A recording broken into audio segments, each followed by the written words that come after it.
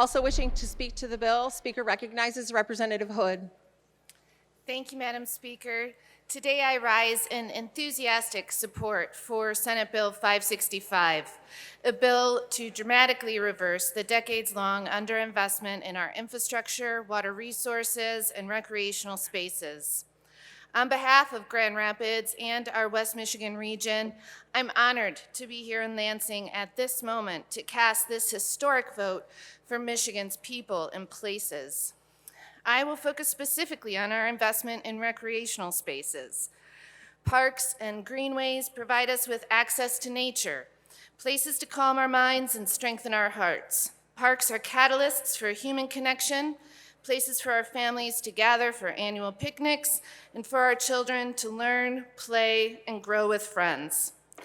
There is no better reminder of our humanity and our ability to create connections between strangers than watching kids at a playground seamlessly integrate a new friend into their imagination play while climbing, sliding, and swinging away. These moments are pure joy for them and for us.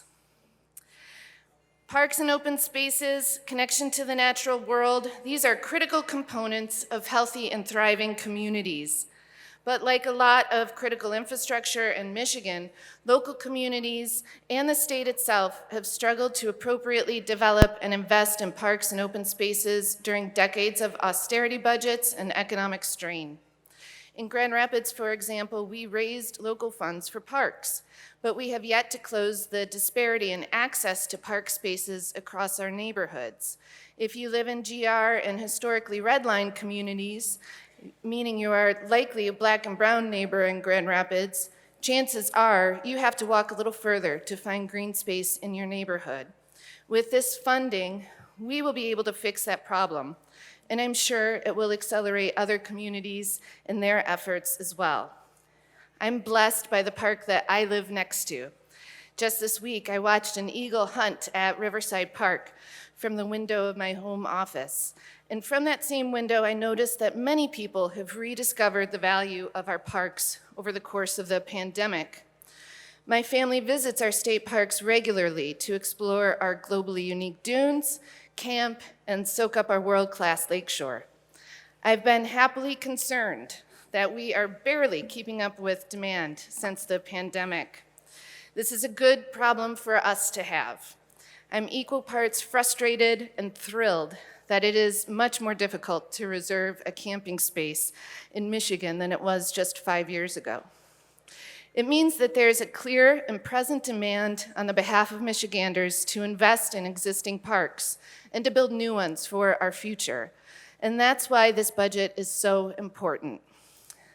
This bill, I'm thrilled to note, includes $200 million for transformational investments in greenways, trails, and community spaces that will reconnect citizens in West Michigan to the mighty Grand River and in Southeast Michigan to the stunning jewel of the Detroit River.